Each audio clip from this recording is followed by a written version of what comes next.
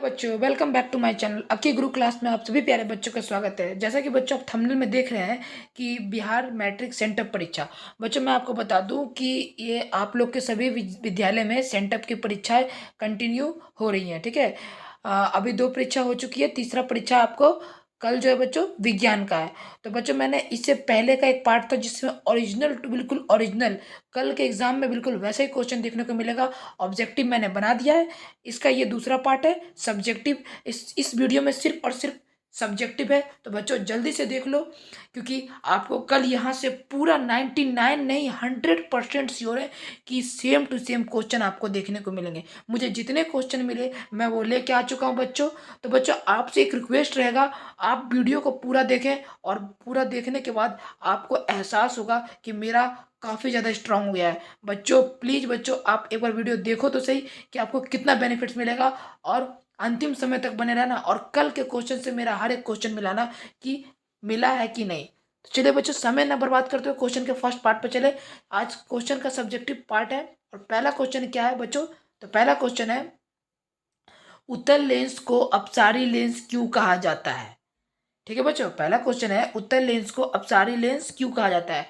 आपके ऑप्शन नहीं है, डायरेक्ट सब्जेक्टिव है। ठीक है, उत्तल लेंस को अपसारी लेंस इसलिए कहा जाता है क्योंकि यह लेंस अपने माध्यम से गुजरने वाले ये लेंस में जो है अपने माध्यम से गुजरने वाली प्रकाश की किरणों को अभिसारी कर देती है। और उत्तल लेंस का प्रयोग सामान्यतः छवियों को छोटा करके देखने में प्रयुक्त होता है, इसलिए उत्तल लेंस को अपसारी लेंस कहते हैं। आई होप कि आप इस क्वेश्चन को समझ पाएंगे और आपके एग्जाम के फर्स्ट पार्ट पे ही पहले नंबर पे ये क्वेश्चन आपको मिलेगा। तो आपको लिखना होगा इस क्वेश्चन को कि उत्तल लेंस को अपसारी लेंस इसलिए कहते हैं क्योंकि ये लेंस अपने माध्यम से गुजरने वाले सभी प्रकाश की किरणों को फैला देती है, अभिसारी कर देती है। ठीक है, उत्तल लेंस का प्रयोग सामान्यतः छवियों को छोटी करके देखने में प्रयुक्त होता है। ठीक है, चलिए अगले प्रश्न में चलते हैं बच्चों। अगला प्रश्न है प्रकाश के परिकिरणन को समझाएं।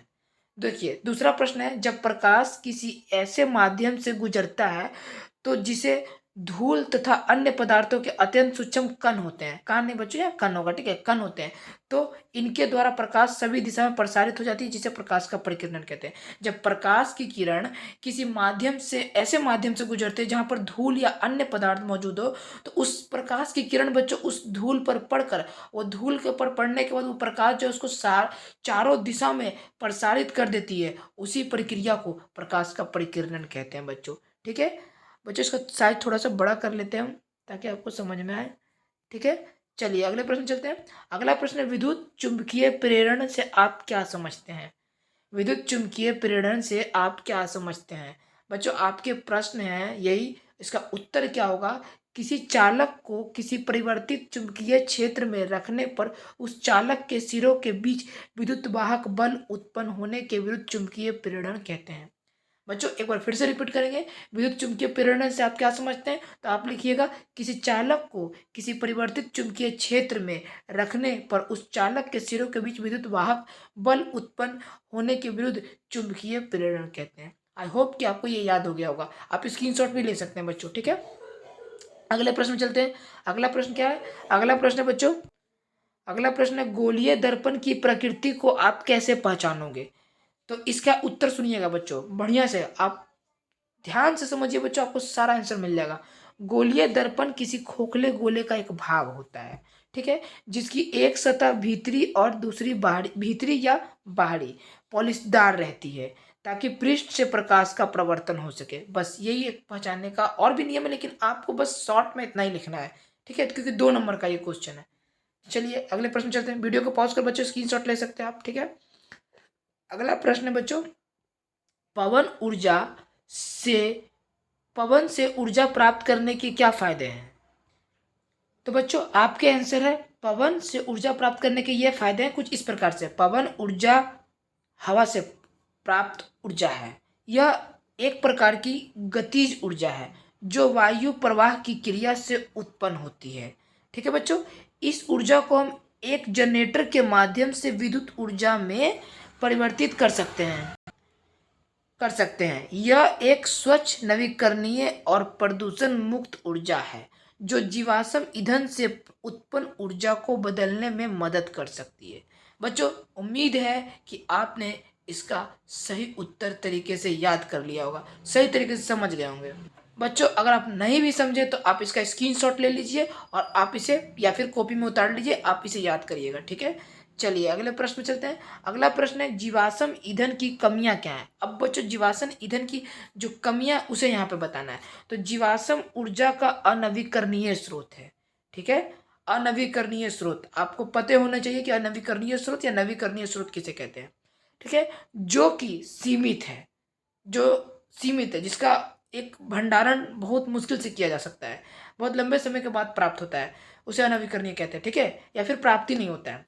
इसके ज्वलन से कार्बन, नाइट्रोजन और सल्फर के ऑक्साइड उत्पन्न होते हैं जो स्वास्थ्य के लिए हानिकारक होते हैं, ठीक है बच्चों। यह जल और भूमि संसाधनों पर भी बुरा प्रभाव डालते हैं। तीसरा, कार्बन डाइऑक्साइड ग्रीन हाउस प्रभाव से वातावरण तापमान में वृद्धि होती है। तो बच्चों कुछ इस प्रकार से जीवाश्म ईंधन की कमियां थी। क्या आई होप कि इसका भी आपने आंसर समझ में आया होगा। चलिए अगले प्रश्न में चला जाए बच्चे। सौर ऊर्जा की विशेषताओं को लिखें। सही है बच्चों। तो बच्चों देखिए बहुत बढ़िया समझिएगा, इसका उत्तर क्या है। सौर ऊर्जा एक ऐसा ऊर्जा है जो सीधा सूर्य से प्राप्त की जाती है, ठीक है। यही धरती पर सभी प्रकार के जीवन, पेड़ पौधे और जीव जंतु का सहारा है, ठीक है। एकमात्र एक सबसे बड़ा जिसको ऊर्जा ग्रह बोलते हैं, इसको ऊर्जा का घर बोलते हैं बच्चों, वो सूर्य है, ठीक है। सूर्य को एक वास्ट बोल सकते हैं, एक विशाल ऊर्जा का सोर्स ऑफ लाइट बोल सकते हैं कि ऊर्जा का स्रोत है, वो प्रकाश का भी स्रोत है, ऊर्जा का भी स्रोत है, ठीक है। वैसे तो सौर ऊर्जा को विविध प्रकार से प्रयोग किया जाता है, किंतु सूर्य की ऊर्जा को विद्युत ऊर्जा में बदलने के को ही मुख्य रूप से सौर ऊर्जा के रूप में जाना जाता है। बच्चों यहाँ कॉमन वाली बात है, कॉमन वाली बात यह है कि सूर्य की ऊर्जा को विद्युत ऊर्जा में बदलने को ही मुख्य रूप से सौर ऊर्जा के रूप में जाना जाता है। आई होप बच्चों कि आप इसका आंसर सही से समझ पाए होंगे। चलिए बच्चों बहुत मुश्किल लगता है ऐसे ऐसे प्रश्न को तैयार करना, टाइप करना बहुत ज़्यादा। बस आपसे कुछ नहीं, इस वीडियो को पूरा देखिए। अगर लाइक नहीं किया तो बस लाइक कर दीजिए, समझिए कि वही हमारी गुरु दक्षिणा है और कुछ नहीं। बस यही है कि आप वीडियो को लाइक करिए और अगर चैनल को सब्सक्राइब नहीं किए तो सब्सक्राइब जरूर करें और साथ ही अपने सभी मित्रों के पास शेयर करें, ठीक है। अगले प्रश्न चलते हैं। अगला प्रश्न क्या है बच्चों। अगला प्रश्न है प्रयोग द्वारा आप कैसे दिखाएंगे कि सूर्य के प्रकाश में 7 रंग होते हैं। देखिए अच्छा से समझिएगा, आपको ये क्वेश्चन में जरूर आएगा, जरूर 99 नहीं, हम कंफर्म है, एकदम 100% श्योर है कि ये क्वेश्चन में आएगा कल के एग्जाम में, तो इसलिए इसको फोकस कीजिएगा। प्रयोग द्वारा आप कैसे दिखाएंगे। देखिए चूंकि न्यूटन डिस्क द्वारा यह दिखाया जा सकता है कि सूर्य के प्रकाश 7 रंगों का मिश्रण है। धातु की बनी एक डिस्क त्रिज्यखंड को 7 रंगों से रंग दिया जाता है और यहाँ पर प्रत्येक खंड का क्षेत्रफल श्वेत रंग यानी सफेद रंग से उपस्थित विभिन्न रंगों की मात्रा में अनुपात में होता है। यदि डिस्क को तेजी से घुमाया जाए तो हमारी आंखों पर सभी रंगों का प्रभाव श्वेत रंगों के रूप में पड़ता है। इस प्रयोग से यह स्पष्ट हो जाता है कि हमारी आंखों में सभी 7 रंग को एक साथ पहुंच जाए तो हमें श्वेत रंग का आभास होता है। तो सूरज के प्रकाश में 7 रंगों का मिश्रण होता है। तो कुछ इस प्रयोग से द्वारा हम दिखा सकते हैं। एक ऐसे आप गोल ऐसे त्रिज्यखंड बना लेंगे, उसमें आप 7 भाग कर लेंगे और उसमें आप 7 कलर से आप अगर पेंट करके प्रकाश डालते हैं तो आपको प्रूफ हो जाएगा कि सूर्य के किरणों में प्रकाश के 7 रंग होते हैं जब उस पर सूर्य के प्रकाश की किरण पड़ेगी तो, ठीक है। चलिए ये भी समझते हैं कि आपने समझा होगा अच्छा से। चलिए अगले प्रश्न चलते हैं। हम जल संसाधन का संरक्षण कैसे कर सकते हैं बच्चों, मतलब जल संसाधन को कैसे बचाया जा सकता है। संसाधन पहले आपको पता होना चाहिए कि संसाधन किसे कहते हैं। जो मानव की आवश्यकताओं को पूर्ति करता है उसे संसाधन कहते हैं। खुद मानव भी एक प्रकार का संसाधन है, लेकिन यहाँ पे जल संसाधन की बात की गई है।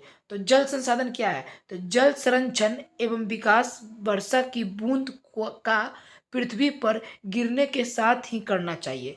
देखिए जब जैसे आकाश से धरती पर बरसात की बूंदें आ गई तभी उसको सेव करिए। इस हेतु नदी मार्गों पर बांधों एवं जलाशयों का निर्माण करना होगा ताकि भविष्य में हम पानी को शुद्ध पेयजल, सिंचाई, मत्स्य पालन मतलब मछली पालन एवं औद्योगिक कार्य हेतु जल उपलब्ध हो सके। बच्चों देखिए, ये था मेरा भाषा, मतलब मेरा आंसर। ज़रूरी नहीं है कि आप यही लिखिए, आप इससे बेटर भी आंसर आपको आता है तो आप लिख सकते हैं। कितने बच्चे ऐसे लिखेंगे कि हमें जल संसाधन अपने अपने छतों पर एक अच्छा सा शेप बनाकर, उसको एक ढलान बनाकर, कोना करके पाइप निकाल कर नीचे टंकी एक हौज बना दिया जाए, ताकि बरसात का छत पे सारा पानी गिरने के बाद वो उसे इकट्ठा हो सके, ताकि बाद में हम उसको पशु चारण, पशु के नहलाने पिलाने और मतलब खेत वगैरह में सिंचाई वगैरह करने में काम आ सके। तो कुछ बच्चे अलग तरीके से लिख सकते हैं, बशर्ते सबका मतलब एक ही होता है। तो उम्मीद है बच्चों कि आप मेरी बात को समझ पा रहे होंगे कि हम क्या बोलते हैं, क्या बोलना चाह रहे हैं। ठीक है, आंसर डजेंट मैटर, सही answer it's a very matter. Okay बच्चों, चलिए अगले प्रश्न चलते हैं। अगला प्रश्न है, हाइड्रोकार्बन क्या है, ये कितने प्रकार के होते हैं। देखिए बच्चों, हाइड्रोकार्बन जो है वह एक यौगिक होते हैं, ठीक है, जो हाइड्रोजन और कार्बन के परमाणु से मिलकर बने होते हैं। ठीक है, इनका मुख्य स्रोत भूतल है। प्राकृतिक गैस में भी केवल हाइड्रोकार्बन पाए जाते हैं। हाइड्रोकार्बन संतृप्त तथा असंतृप्त दो प्रकार के होते हैं। ठीक है बच्चों, उम्मीद करते हैं, आशा करते हैं कि आपको ये आंसर पसंद आया होगा और याद हो गया होगा। बच्चों फिर से बोलेंगे, कॉपी कलम लेके बैठिए, फट देवर नोट कर लीजिए, स्क्रीनशॉट मार लीजिए, याद कर लीजिए। रात का टाइम है, अभी आप पढ़ सकते हैं पढ़िए, वरना मॉर्निंग में आप इसे देख के याद कर लीजिएगा। उम्मीद है बच्चों कि आप मेरी बातों को समझ पा रहे होंगे। ठीक है बच्चों, चलिए अगले प्रश्न चलते हैं। अगला प्रश्न क्या है बच्चों, शराब पीने से शरीर पर क्या प्रभाव पड़ता है। बच्चों देखिए, वेरी इंपॉर्टेंट क्वेश्चन, शराब पीने से शरीर पर क्या इफेक्ट पड़ता है, जरा बढ़िया से समझिएगा बच्चों। ठीक है, ये क्वेश्चन का आंसर के साथ साथ आपको सीख भी मिलेगा। ठीक है, देखिए, शराब पीने से सिर्फ अल्पकालिक प्रभाव है, ऐसा यहाँ पे लिखा हुआ है, लेकिन दीर्घकालिक प्रभाव अधिक गंभीर और चिंताजनक है। वैसे तो शराब पीने से थोड़ा बहुत प्रभाव पड़ता है छोटे समय के लिए, लेकिन जब ये अगर दीर्घकालिक का रूप ले ले, लंबे समय का रूप ले ले, तो ये बहुत ही चिंताजनक और खतरनाक हो जाता है। डॉक्टर रिचा ने बताया, एक महिला है जो काफ़ी अच्छे डॉक्टर हैं, डॉक्टर रिचा ने बताया कि अल्कोहलिक हेपेटाइटिस, सिरोसिस, कुपोषण, आवश्यक पोषक तत्वों की कमी, लगातार मूड में बदलाव, अनिद्रा, मतलब जैसे शराब पियोगे तो आपको क्या होगा कि चिड़चिड़ा, मूड बदलाव, अनिद्रा, कमजोरी, इम्यूनिटी मतलब रोग प्रतिरोधक से लड़ने की इच्छा को कम करना, कामोच्छा और यौन क्रिया में बदलाव जैसे क्रोनिक समस्या उत्पन्न हो सकती है। तो शराब पीने से हमारे शरीर पे ये प्रभाव पड़ सकता है। बाकी बच्चे इसका आंसर और कई तरीके से लिखेंगे, लेकिन मैंने अभी बताया कि सटीक आंसर वेरी इंपॉर्टेंट। ठीक है, तो शराब पीने से शरीर पे कुछ इस प्रकार से प्रभाव पड़ता है। चलिए अगले प्रश्न में चलते हैं। अगला प्रश्न है, साबुन क्या है। देखिए बच्चों, बढ़िया से समझिएगा, साबुन उच्च अणु भार वाले कार्बनिक बसीय अम्लों के सोडियम या पोटेशियम लवण है। मृदु साबुन का सूत्र एवं कठोर साबुन का सूत्र है। साबुनीकरण की क्रिया में वनस्पति तेल या वसा एवं कास्टिक सोडा या कास्टिक पोटास के जलीय घोल को गर्म करके रासायनिक प्रतिक्रिया के द्वारा साबुन का निर्माण होता तथा ग्लासरल मुक्त होता है। कुछ ये है साबुन का डेफिनेशन, समझने का तरीका। इतनी ये बातें हैं जो साबुन को आप पढ़ के समझ सकते हैं कि साबुन क्या है। ठीक है, चलिए अगले प्रश्न चलते हैं। अगला प्रश्न क्या है, सोडियम धातु को किरोसिन के तेल में डुबाकर क्यों रखा जाता है। So important question, very very important question and the top class question. ठीक है, उम्मीद करते हैं कि सभी बच्चे फोकस करेंगे। ठीक है, देखिए, सोडियम वह सक्रिय धातु है जो वायु में उपस्थित ऑक्सीजन से क्रिया करके आग पकड़ लेती है और सोडियम ऑक्साइड बनाती है। यह पानी से क्रिया कर सोडियम हाइड्रोक्साइड तथा हाइड्रोजन उत्पन्न करती है, इसलिए हम इसे मिट्टी के तेल में डुबाकर रखते हैं। उम्मीद है आपने बहुत अच्छे से समझा होगा कि सोडियम धातु को हम किरोसिन के तेल में इसलिए डुबाकर रखते हैं क्योंकि यह क्या करता है, ये पानी से क्रिया कर सोडियम हाइड्रोक्साइड हाइड्रोजन उत्पन्न करती है, इसलिए इसे मिट्टी के तेल में डुबाकर रखता है, इसलिए इसे खुले नहीं छोड़ सकते। ये खुले में छोड़ने पर वायु से संपर्क लेने पर काफ़ी तेज़ी से आग पकड़ लेता है। और पानी में क्यों नहीं रखते, ये तो मैंने बता दिया, क्योंकि सोडियम हाइड्रोक्साइड से वो हाइड्रोजन उत्पन्न करते हैं, इसलिए उसे पानी में नहीं रख सकते। लेकिन मिट्टी के तेल में डुबाकर इसे रखा जाता है, क्योंकि ये दोनों से भी क्रिया नहीं कर सकती है। उसमें दोनों का मिश्रण बिल्कुल अलग रहता है, ना तो उसमें गैस का मात्रा, ना तो हाइड्रोजन का मात्रा रहता है। उम्मीद है आपने इस प्रश्न को अच्छे से समझ पाए होंगे। चलिए अगले प्रश्न चलते हैं। अगला प्रश्न है, खनिज किसे कहते हैं। देखिए, वैसे तो इसके भी आंसर अनेक प्रकार से दिए जा सकते हैं, लेकिन हमारा कुछ आंसर इस प्रकार से है। एक खनिज एक प्राकृतिक रूप से पाया जाने वाला अकार्बनिक तत्व या यौगिक है, जिसमें एक व्यवस्थित आंतरिक संरचना और विशिष्ट रासायनिक संरचना, क्रिस्टल रूप और भौतिक गुण होते हैं। सामान्य खनिजों में क्वार्ट्ज, फेल्डस्पार, अभ्रक, उभयचर, ओलिवाइन ओलिवाइन और कैल्साइट शामिल है। ठीक है, खनिज उसी को कहते हैं। जो खनिज एक प्राकृतिक रूप से पाया जाने वाला अकार्बनिक आधुनिक यौगिक है, जिसमें खनिज में कई सारे रूप में आ जाते हैं, बहुत सारे आपको खनिज में आ जाते हैं। बहुत मतलब बहुत सारा आप पढ़े हैं, बुक में पढ़े होंगे आपको कि खनिज के कितने प्रकार होते हैं। खनिज, कोयला और भी कई सारे खनिज जो हैं वो पाए जाते हैं। ठीक है, चलिए अगले प्रश्न पे चलते हैं। अगला प्रश्न बच्चों क्या, कि स्वाद कलियां क्या है। देखिए, स्वाद कलियां मैं आपको बता दूं कि जीभ में पाया जाने वाला लाल रंग का एक मांसपेशीय का बना होता है।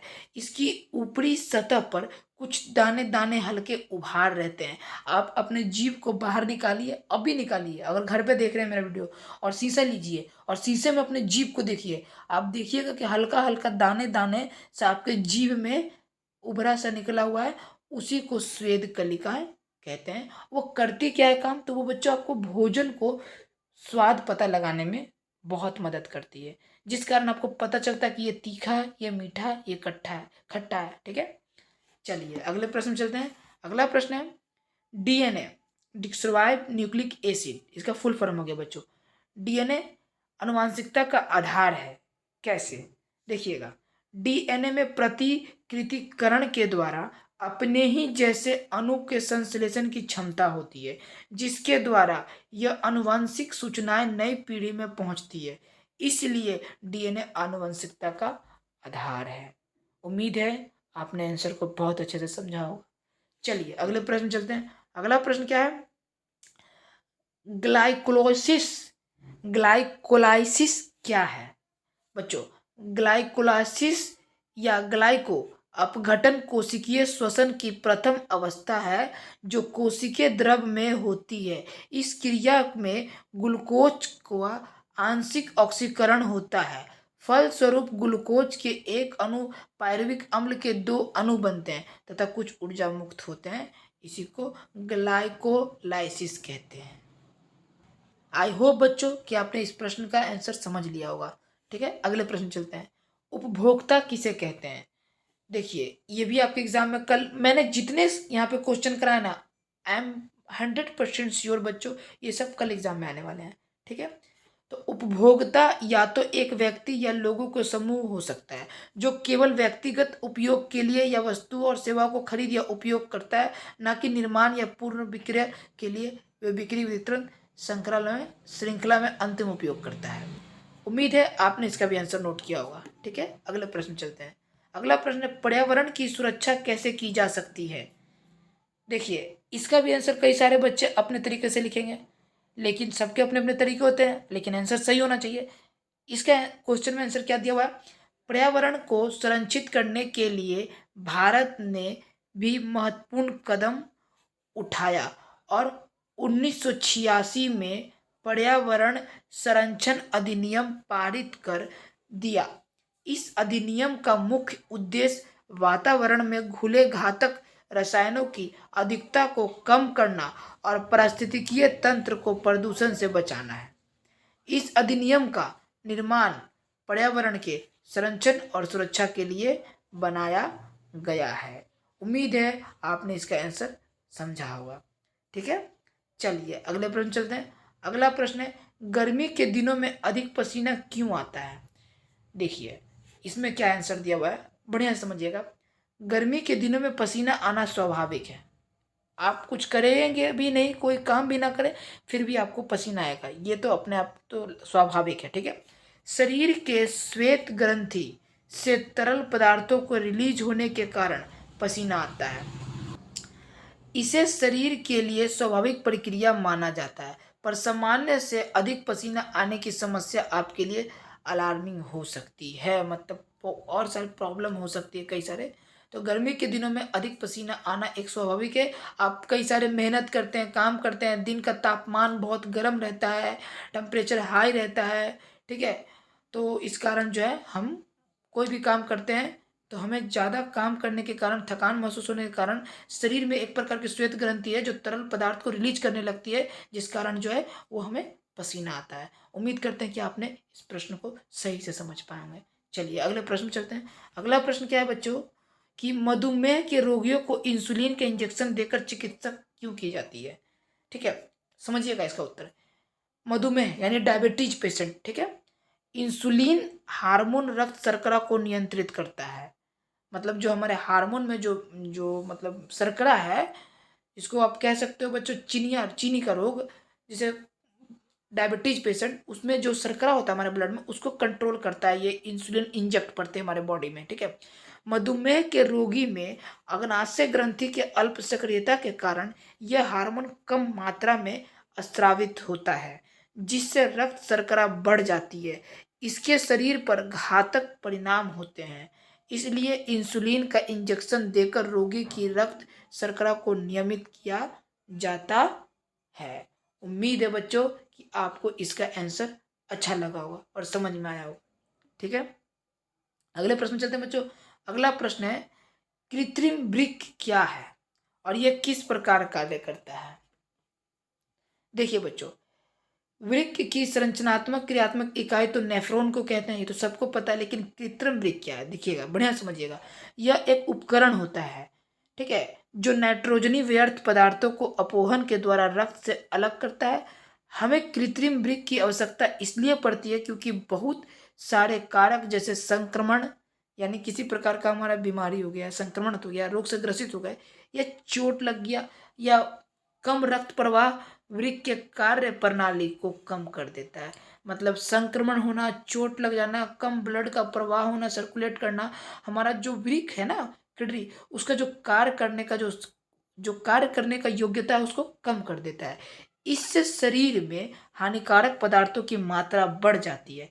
इससे क्या होता है कि उस मानव मानव की मृत्यु भी हो जाती है, हो सकती है, ठीक है। तो कृत्रिम वृक्क का कुछ कार्य इस प्रकार का, और मैं आपको बता दूं कृत्रिम वृक्क का संरचनात्मक क्रियात्मक इकाई नेफ्रॉन को कहते हैं, ठीक है। उम्मीद है आपको ये क्वेश्चन समझ में आया होगा। चलिए अगले प्रश्न में चलते हैं बच्चों। अगला प्रश्न है कि मानव मस्तिष्क के मुख्य कार्यों का उल्लेख करें। बच्चों मैं आपको बता दूं ये लास्ट और आज का आखिरी प्रश्न है, 5 नंबर का है बच्चों। बहुत इंपॉर्टेंट क्वेश्चन है, आपको एकदम कंफर्म है कि आपको एग्जाम में देखने को मिलेगा, तो पूरा बढ़िया से इसको पढ़िएगा। मानव मस्तिष्क के मुख्य कार्य क्या है? मानव मस्तिष्क के कितने भाग होते हैं? मानव मस्तिष्क के भाग और कार्य देखिए, इंपॉर्टेंट, पहला अग्र मस्तिष्क, दूसरा मध्य मस्तिष्क, तीसरा पश्चिम मस्तिष्क। चलिए हम बात करते हैं अग्र मस्तिष्क के बारे में। अग्र मस्तिष्क क्या है? मानव का पहला भाग अग्र मस्तिष्क कहलाता है, ठीक है। अग्र मस्तिष्क का 80 से 85 भाग क्या कार्य करता है, जरा ध्यान से समझिएगा। ज्ञान का, चेतना का, सोचने का, विचारने का कार्य करता है अग्र मस्तिष्क। आपको ऑब्जेक्टिव में भी आ सकता है बच्चों कि चेतना का कार्य कौन करता है, अग्र मस्तिष्क या पश्चिम मस्तिष्क या मध्य मस्तिष्क, तो आपको यहाँ पे अग्र मस्तिष्क टिक करना होगा, ठीक है। लंबा गहरा विदर प्रमस्तिष्क को एक गोलार्धों में विभाजित करता है। प्रत्येक गोलार्ध में धूसर द्रव्य कॉर्टेक्स भाग, वल्कुट प्रांतस्थ अंदर की ओर श्वेत द्रव्य वाला भाग, मध्यांश मेडुला, थैलेमस संवेदी व प्रेरक संकेतों का केंद्र होता है, और हाइपोथैमस भूख प्यास निद्रा ताप थकान मनोभावनाओं की अभिव्यक्ति इस अग्र मस्तिष्क में ही पाई जाती है। उम्मीद है आपको ये फर्स्ट पार्ट समझ में आया होगा। इसी का सेकंड यानी मध्य मस्तिष्क, उसका देखिए, मध्य मस्तिष्क 4 पिंडों में बटा भाग है। हाइपोथैलेमस व मध्य मस्तिष्क के मध्य स्थित प्रत्येक पिंड को कार्पोक्स या क्वाड्रिजोमिन कहलाता है। ऊपरी 2 पिंड दृष्टि के लिए व निचले 2 पिंड श्रवण के लिए होता है। यानी कि अगर आपसे पूछा जाए कि ब्रेन में यानी दिमाग में ऐसा कौन सा भाग है जिसे हम सुनने और देखने के लिए उत्तरदायी मानते हैं, तो आप उसको मध्य मस्तिष्क को कह सकते हो। मध्य मस्तिष्क हम देखने के लिए और सुनने के लिए उत्तरदायी मान सकते हैं। आई होप कि आपको समझ में आ रहा होगा बच्चे। मैं इस बात से बच्चे पूरी पूरी एग्री हूँ, पूरा पूरा तैयार हूँ कि मैं आपका समय बहुत ले रहा हूँ, लेकिन इसके साथ एक खुशी भी है कि इसके बदले मैं आपको बहुत कुछ अच्छी चीज़ें सिखा रहा हूँ। मैं बीच में इसलिए बोल रहा हूँ कि आप वीडियो स्किप ना करें, देखें और मेरी बात को समझें मैं क्या बोल रहा हूँ, क्या पढ़ा रहा हूँ। ठीक है, चलिए अगले प्रश्न में चलते हैं। अगला नहीं, इसका तीसरा पार्ट बच्चों। तीसरा पार्ट क्या है बच्चों? तीसरा पार्ट है पश्चिम मस्तिष्क, पीछे का मस्तिष्क का दूसरा बड़ा भाग, ऐच्छिक पेशियों को नियंत्रित करना, न्यूरॉन्स को अतिरिक्त स्थान प्रदान करना, पोस्ट मस्तिष्क के विभिन्न भागों को जोड़ना, अनैच्छिक क्रियाओं पर नियंत्रण जैसे धड़कन, रक्तदाब, पायकर्षों का स्त्राव, मस्तिष्क का अंतिम भाग जो मेरुरज्जु से जुड़ा होता है, पश्च मस्तिष्क का भाग है। इतना सारा कार्य होता है, यानी ब्लड प्रेशर करना, हार्ट बीट का करना, अनैच्छिक क्रियाओं का करना, ये सब जितने भी है ना, ये सब क्या है? तो मस्तिष्क का दूसरा बड़ा भाग जिसको पश्च मस्तिष्क बोलते हैं, ये इसका कार्य होता है। न्यूरॉन्स को अतिरिक्त स्थान प्रदान करना पश्चिम मस्तिष्क का। तो बच्चों इस तरीका से मैंने कल के आने वाले काफ़ी ज़्यादा 100 में 100% श्योर हैं कि ये सभी क्वेश्चन आने वाले। उम्मीद है मैंने आपको सारे आंसर काफ़ी अच्छे से कराए। ठीक है बच्चों, तो बच्चों बस आज के लिए इतना ही। और लास्ट में एक आप सभी से विनम्र निवेदन रहेगा कि अगर अभी तक आपने चैनल को सब्सक्राइब नहीं किया है तो चैनल को सब्सक्राइब कर बेल आइकन घंटी प्रेस कर ले और साथ ही सभी मित्रों के पास शेयर करें। उन्हें बताएं कि ये चैनल इनके द्वारा काफ़ी अच्छे अच्छे कंटेंट लाए जा रहे हैं, अच्छे अच्छे सब्जेक्ट से पढ़ाया जा रहा है, काफ़ी अच्छा तरीका है पढ़ाने का। अगर आपको पसंद आता है मेरा पढ़ाने का तरीका तो हमें ज़रूर कमेंट करें। और फिर से बच्चों कि अगर आपको वीडियो पूरा देखते हैं तो आपको बिल्कुल ही नॉलेज मिलेगा। मैं आपसे जब भी निम्न करता हूँ निवेदन तो यही करता हूँ कि मेरी वीडियो जब भी देखे तो आप पूरा देखें बच्चों, इससे आपको बेनिफिट मिलेगा। तो बच्चों बस आज के लिए इतना ही, मिलते हैं अगले स्टडी की वीडियो में। तब तक के लिए बाय बाय, टेक केयर, जय हिंद, जय भारत, स्वस्थ रहिए, मस्त रहिए।